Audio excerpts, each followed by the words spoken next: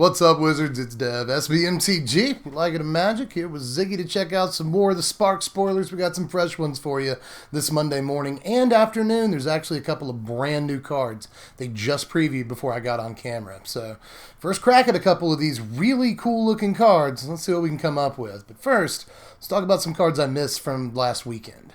Well, first, after a long wait, here's Evolution Sage right here. 3 mana, 2 and a green for a 3/2 elf druid, and whenever a land enters the battlefield under your control, you proliferate. So here it is. You've waited all weekend for it.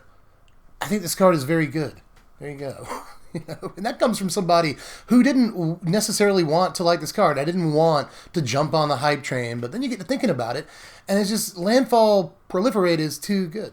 It's too good. It's going to see Commander play till the end of time. It's got, the right creature type for what that's worth. And there's just so much you can do in Standard right this second with this card. From little stuff like Enter the Unknown, that seems like a fun thing to be able to do. But to just obvious stuff like Circuitous Route puts multiple lands into play. Grow from the Ashes puts multiple lands into play. You can abuse Thunderherd Migration with this, which does make you play dinosaurs, but that's okay because Wayward Swordtooth is a dinosaur that lets you put multiple lands into play every turn. We've got Crucible of Worlds in this format, and that works really well with the best thing you can be doing with this card, which is Scape Shift. Think about that. If you got an Evolution Sage out, they curve into one another, by the way. That seems pretty cool. But if you've got an Evolution Sage out and you Scape Shift, well, any Planeswalkers you happen to have lying around will almost certainly be able to ultimate right then and there. Even just in Standard, there is just disgusting garbage that you can be doing with this right now. And even though there is a chance that it's Johnny Bait, 60% chance of jank on this. If we can get it to work the way we want it to, it's just going to do really gross stuff and be the cornerstone of a lot of decks. But on to another card that got a little bit of press over the weekend, and that's Aid the Fallen. This is 2 mana, 1 and a black for a sorcery. It's modal. Choose one or both. Return target creature card from your graveyard to your hand, or return target planeswalker card from your graveyard to your hand. Now this is undeniably a good card as far as I'm concerned, especially in Limited. I feel like if every Limited deck really does have 3 or 4 Planeswalkers in it, this card is insane. And if you can get it to actually generate card advantage, get 2 cards just by spending 2 mana and a card, then it gets really, really phenomenal, especially given that it gets you a Planeswalker and a creature to protect that Planeswalker. I think that's a really cool thing the card does. But in Standard, it all kind of depends on whether or not this is worth a slot over a card like Find Finality, which does a lot of stuff. You see Find Finality in sideboards as kind of a secondary sweeper option against aggro decks a lot in this format, and this does not perform that function at all, so I do kind of worry if it's going to see real play in Standard, although I could see in decks that play a lot of Planeswalkers and a lot of creatures, so you can get the full value out of this. I can see maybe a 1-1 split or a 2-1 split between Find Finality, and a card like this. So I do think it's actually worth testing. This is good card advantage. And again, getting back both the Planeswalker and the creature to protect it, like an Ajani and a Tithe Taker, an Abzan or something. And there's plenty of other examples that make this card seem pretty decent to me. So I want to try it out. This seems like really good late game value. But again, it's got to beat out Find Finality, and I'm not quite sure it makes that bar. We also saw Challenger Troll on Saturday. They literally trolled us on Saturday with 1 card. It's 5 mana, 4 and a green for a 6/5 troll, and each creature you control with power 4 or greater can't be blocked by more than 1 creature. Now, this is pretty good and Limited right here. It's just 5 mana, really easy to cast. The stats are very high for what you're investing into it, and it's got nothing but upside.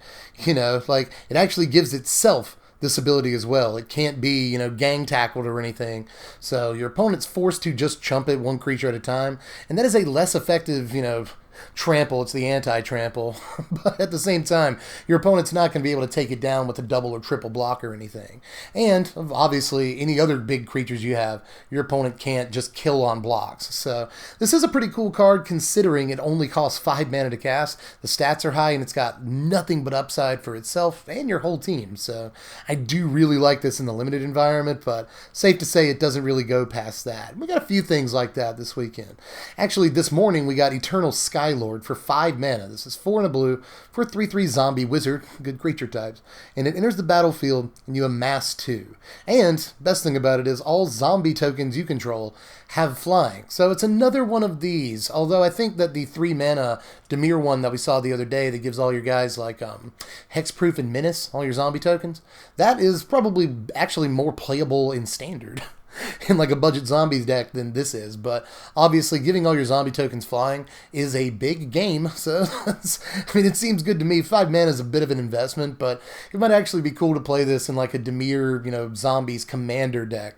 That's kind of low on the budget, yes, but high on fun. So a card like this is basically just, redundancy with wonder, for instance. And that might actually be really, really cool. So I think this card has some interesting applications outside of Limited, but if you can draft up the zombie deck or the army deck in Limited, this is going to be a premium card. There's some other random limited stuff here. We got Demolish today. Again, you know what Demolish does. It's in like every other set. Maybe every set at this point. But we also saw Steady Aim. It's 2 mana, 1 and a green. For an instant, untap a creature. It gets +1/+4 and gains reach until end of turn. So, cool little common combat trick here for green. Usually going to come in out of the sideboard to block flyers and such. And note that it doesn't give the creature too much of a power boost. So this is kind of just a fog against one big flyer for a turn a lot of the time. If you can actually get the creature blocking it to kill the flyer, that's good, but for the most part, this isn't going to do a whole lot, even in the combat trick slot that you want it to take post-sideboard, so I'm not sure that I'm looking at it too hard. Other than that, we got Shriek Diver, which I do like a little bit more. It's a 3 mana, 2 and a black, 2/1 flying zombie bird warrior. Those are cool creature types. And you can pay 1 to give it haste until end of turn. So if you want to pump 4 mana into this, you can just have a 2 power flyer in Limited on turn 4, which doesn't seem too bad because I like Windrakes. I like 3 mana, 2 power flyers. And this fulfills that function while also getting a little bit more upside, if you top deck it in the late game, you can at least go ahead and swing with it that turn. And in a format full of like planeswalkers you want to be killing, then that's a little bit more relevant than it usually would be. So I do like Shriek Diver for Limited. We also saw Turret Ogre. I'm not sure how I feel about this. This is 4 mana, 3 and a red for a 4/3 Ogre Warrior with reach. And when it enters the battlefield, if you control another creature with power 4 or greater, then Ogre deals 2 damage to each opponent. I really wish that was any target. I would be looking at this a lot harder in Limited if it was, but it's still a fine body. And it's got reach just kind of tacked on, It looks like this should have Trample or Menace or some other more sort of red ability, but still. I guess for flavor reasons, reach makes perfect sense for this. And it's cool that it's going to be able to block and kill, trade with 4 power flyers in the format, which actually seems like a really important thing to be able to do. But onto some stuff that's more Limited oriented, yes, but might actually have standard applications in budget decks if nothing else. And the first thing is Sunblade Angel. This is a huge investment. 6 mana, 5 and a white for a 3/3 angel with flying, first strike, vigilance, and lifelink. Now, in Limited, I do like this. I don't mind 6 mana, although I hate that it's only a 3/3. Even with all those abilities do not add up to a 3/3. They don't, add enough to it being a 3/3 to really get me to like it all the way in Limited, but that's still a buttload of abilities, and if you can enchant this with anything, then it suddenly becomes a huge threat, and that's where I kind of want to look at it for budget standard decks. Yeah, I guess Angels, it's got the right creature type for that deck, but it's way outclassed by everything else you could possibly play, even in the 6-drop slot. So I doubt you'll be seeing it there, but just in sort of budget standard, enchantment decks, for lack of a better term, I think this could actually go in just because it's got all the abilities, and it's only going to cost like 10 cents. So it only serves like a very small part of the Magic marketplace, but it's a kind of strong part too. Everybody likes Enchantress decks with big creatures you can put cool stuff on, and this is actually a really good target for that. Another thing I kind of want to look at for standard play is Forced Landing. This is 2 mana, 1 and a green for an instant. Put target creature with flying on the bottom of its owner's library. This does the same basic work against big flyers that Plummet or Collision would normally do. And if you see more decks where graveyard matters, or more, creatures that can come out of the graveyard, or maybe since it looks like the Amonkhet gods are going to come back in some form in this set, maybe the Scarab God comes back and he's still able to reanimate stuff. If we get any big standard players that care about bringing creatures back from the graveyard, then this kind of does get better than something like Collision that just puts a Niv Mizzet into the graveyard that they can then reanimate in some form or fashion. So it all depends on what we see, but straight away the card's good against Rekindling Phoenix, and I think that might actually make it a consideration. Up next is Convoke the Winged. This is 2 mana, 1 and a white for an instant.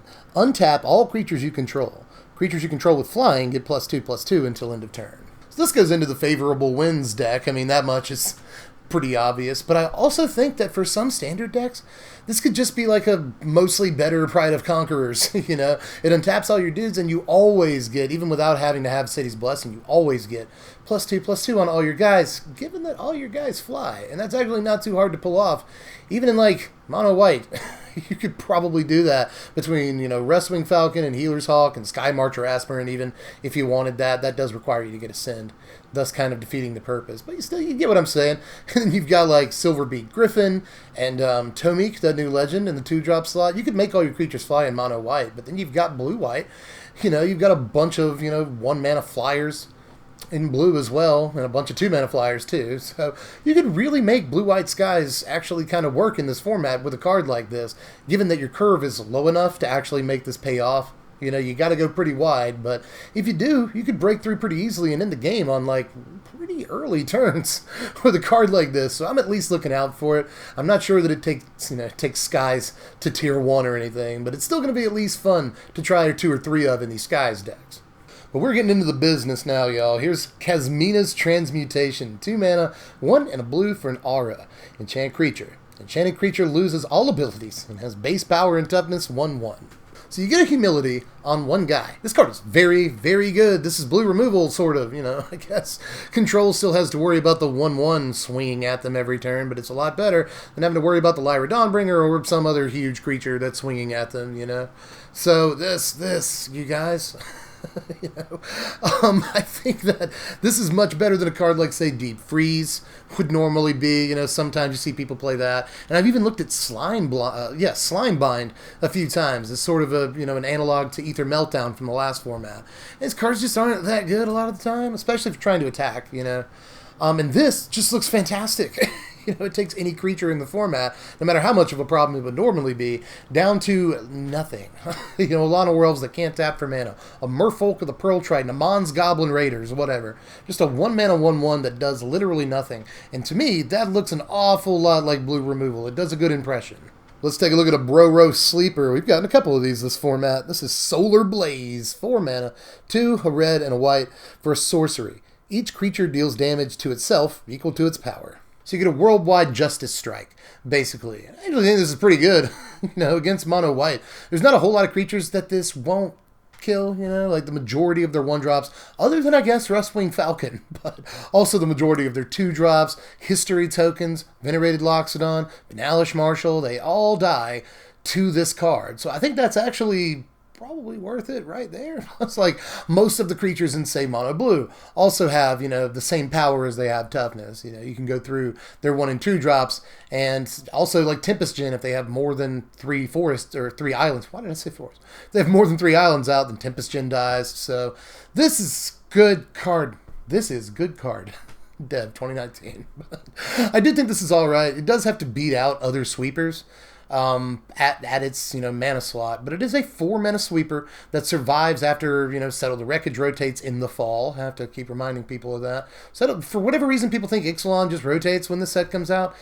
Sets never, ever rotate outside of the fall. Rotation always happens in the fall.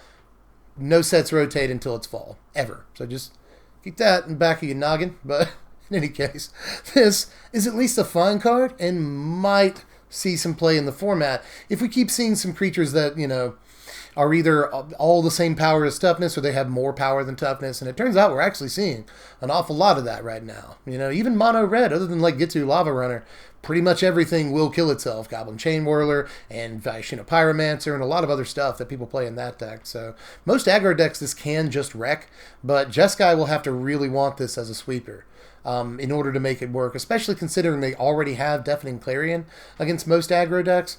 One of the best things this does, you know, that Deafening Clarion doesn't do, right now at least, is kill Venerated Loxodon. But is it worth the extra mana? Maybe. Maybe, but is it enough to make Jeskai real? I'm not sure about that. Now up next is Roalesk Apex Hybrid. This is 5 mana, 2 green and a blue for a 4/4 human mutant with flying and trample. Pretty good stats by itself. But when it enters the battlefield, you put 2 +1/+1 counters on another target creature you control. And when it dies, you proliferate twice. Proliferate, then proliferate again. Now I have seen some trash talk when it comes to this card, but I don't actually get Why? I know you're going to say Hydroid Krasis to me because you'd just rather play Hydroid Krasis. If you're going to play a big creature, well, like this is the number one thing. You have original arguments, but I've heard that one before, Ziggy. And I agree. Like Hydroid Krasis, if you're going to play a big creature in Simic, that's probably what you do, but this is still insane. A 5-mana 4/5 flying trample. Good stats. Decent stats at the very least. But it has both an enter the battlefield trigger and a dies trigger. So even if your opponent's able to kill it, it got into the battlefield value for you. It made something else bigger. It leaves some power behind. And then, buddy, even if your opponent's able to then kill it, you still get value out of it in that case too. It's just like win-win no matter what happens to the creature unless they're able to exile it. But even if they are able to hit it with a contempt or something, then you still got value out of it one way or the other. So I like a lot about the card. It seems like a really, really powerful Simic card to me, and I don't know what I'm missing. I guess people are saying it's not worth the slot. I've made that argument plenty of times. But in just like Simic or Bant mid-range or Teamer mid-range, whatever you're doing, then a card like this just seems really valuable because it always does something and usually does at least two things. Even if it never gets an attack in for you, it's going to have two effects for you a lot of the time. Plus, it is resistant to stuff like, say, Cast Down and Lava Coil. Can't be hit by those, So, even if your opponent does kill it in combat, it's going to be a nightmare because it's going to allow some planeswalkers to ultimate. It's going to make the creature that it initially made bigger even bigger. This is a good card. I think I may have brought him around on it, actually. That's right, buddy. It tramples through a Rekindling Phoenix and doesn't die. That's pretty cool. Imagine this up against a Rekindling Phoenix. That's actually a pretty good match. What's Rekindling Phoenix actually do against this card? So, this is fine. I'll say it again. I think I may have brought Ziggy around here. He's being loving. He's needing, He's being a good bub. I think maybe if I can convince Ziggy, I can convince you. I think this is a good card. Now, they've just spoiled a new card as I've sat down to edit. This is Parhelion II. It's 8 mana, 6 and 2 white, for a 5/5 legendary vehicle with flying, first strike, and vigilance. And whenever it attacks, create 2 4/4 white angel creature tokens with flying and vigilance that are attacking, and you crew it for 4. Now, this costs 8 mana, so unless there's specifically like a good way to, reanimate this and put it right onto the battlefield, maybe, but even then you have to crew it, and crew 4 is no joke. So this is a really powerful looking card and might actually be EDH playable, but on its face, I've only, known this card existed for 30 seconds at this time, but I still don't think there's a whole lot that can be done with it in Standard with what we know at the moment. Now, I keep saying that we're getting into the business, but we are getting into the business, y'all. We've only got 2 more cards left, at time of recording at least, and both of these are insanely serious cards. Here's Feather the Redeemed. This is a red and 2 white, 3 mana, for a 3/4 flyer. It's a legendary angel, check out that creature type, and whenever you cast an instant or sorcery spell that targets a creature you control, exile that card instead of putting it into your graveyard as it resolves. If you do, return it to your hand at the beginning of the next end step.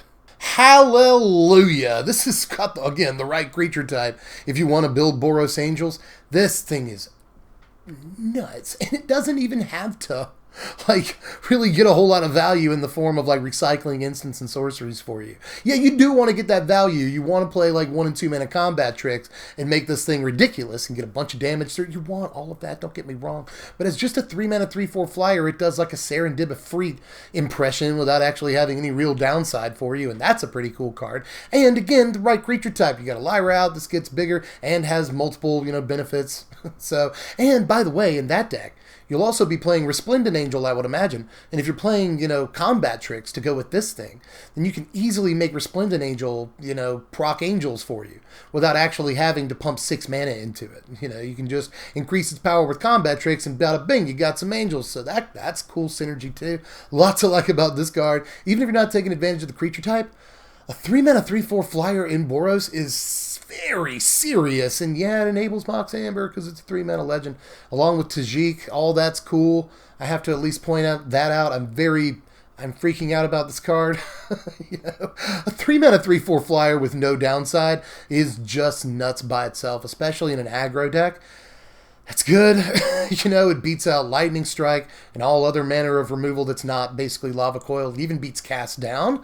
That's an important thing right there. A lot of removal, it does take this out. Like, say they've Vraska's Contempted. Costs more than it costs in the first place. That's an important part of this card, too. Just so much that I like about it. You know, I sort of freaked out about Tajik when it was spoiled, and it didn't actually see that much play in the end. But I think this is just much, much better than Tajik in most ways, and is certainly bound to see play somewhere. Is Boros or Mtg Angels really going to be a deck? Is it really going to be a deck? It's entirely possible. Or just the Boros spells deck. You know, we've already seen Dreadhorde Arcanist and 10th District Legionnaire for that deck, plus a couple of cool combat tricks like Samet Sprint, Defiant Strike. It's all coming together, and this card could go in that too, so huge fan. Just whenever I see 3 mana, 3/4 flyer with upside, that's good. But up next, last card of the day, for now at least, here's Kasmina, Enigmatic Mentor. This is 4 mana, 3 and a blue for a 5 loyalty legendary planeswalker. Spells your opponents cast that target a creature or planeswalker you control cost 2 more to cast. And you can -2 her to create a 2/2 blue wizard creature token. Draw a card, then discard a card. Fantastic! I haven't said fantastic like that in a while, but this card hasn't actually been out that long. You know, right before I started recording, they previewed this card, but I think this does have a pretty good chance, especially in Super Friends. I mean, you got to say that, right? Protects all your planeswalkers, but the best thing about it is that it protects itself. It protects itself without actually having to plus or minus or do anything. You know, it comes down and immediately puts a bubble around itself, even if you don't have any other creatures or planeswalkers. But if you do have creatures, for instance, then it also protects those that are protecting her. You know, if there's a creature out, it also takes more to remove that creature and get through on attacks for your opponent. So this just, to me, for that reason alone, looks like a good planeswalker, but it's also really castable. It only costs 1 color of mana. You know, so, and it's not double blue or anything. So in these Super Friends decks, it's going to be really easy to fit this card, protect all your creatures and planeswalkers and itself, which again, I think is the most important thing about the card. But it's also a creature factory. You know, if you want to look at it, has sort of a history of Benalia that costs 1 more. You could look at it that way. You know, it puts creatures of a decent creature type into play for one reason or another. There's plenty of ways you could abuse that creature type. And it creates 2 over time at the very least, and then stays in play to protect the creatures that it creates, all while looting for you. Like, there's just so much value in this card. You know, if you can actually get 2 activations out of it, then you have thrown a couple of chaff pieces away, discarded some cards that maybe you can get some use out of through jump starting, reanimation, whatever, you know, getting Ascanta to flip over a little bit quicker. This card does that too if you wanted to. There's just a lot, you know, adapting Terramander faster, you can discard cards to that end, all while getting you value in the form of advancing your board state further and drawing cards. Like, yeah, I know you got to discard, but that can easily be turned into an upside. So I just like an awful lot about this card on its face. You know, 4 mana. Let me put it that way. 4 mana for 2/2 creatures that loot. It's a board in a box, and you get to cash in bad cards for hopefully good ones. All of it, so good, very tasty, and it protects the creatures it creates and itself, if nothing else. If there's nothing else out, it at least does that. So, big fan of this card. I like what they did here, and I hope that this is standard playable. We'll have to find the right deck for it, but if there is a real Super Friends deck lurking out there, and it looks like there probably is, then this is almost a shoe-in for it. But that's it. At least that's all that they previewed for now. It's only about 4:30 right now in the afternoon, so they may preview another card or 2. But just from what we've seen today, make sure you let me know how you feel about these. There's a lot of like drafty, limited environment stuff, and you guys know that I'm into that, but I'm much more into the standard applications for some of these cards, man. Let me know how you felt about all of these. You know, brand new Planeswalker. I've been itching to see what Kasmina does. Apparently she does that, and that's really, really, really, really cool. That's one of my favorite cards of the day. But obviously, one of my biggest freakouts of the season so far was for the new, you know, legendary Boros Angel. So let me know if I've overestimated that card, or if you're just as hype as I am. And there's a lot of cards like that today too. That Simic Legend looks pretty dope. Am I off base on that? Is it as bad as people don't say it's bad. People have just been yawning at it. I'm actually kind of excited for it. So give me your opinion on all of these. Like the video if you like the video. Subscribe if you haven't done it yet for more spoilers, because there's a lot more. My exclusives preview is coming out on the 15th of this month. That's not too far away, only about a week. Sub, hit the bell, make sure you're good to get all of that stuff. Go to TCG Player if you want to pre-order any of this stuff. They got the lowest prices on the internet for both singles and sealed product, well below MSRP, all that good stuff. And if you really want to support the channel, you can check out the Patreon link in the description and just throw us $1 a month. If you give me $1 a month, then I will let you vote on what decks you want to see first in the upcoming season, and we do polls all throughout the season. So you'll be able to, just for $1 a month, pick what decks you want to see. So, well, it's a decent value. At least I think it is. But aside from that, I'm pretty sure I'm done for the day. So I guess I will catch you cats later. Just get at me in the comment section and let me know how you felt. But with that, I will definitely see you again tomorrow because there's going to be spoilers all week. So catch you cats later. I'm Dev from the place. Thanks for watching, my wizards. No matter what you do, make sure you spread love and be kind.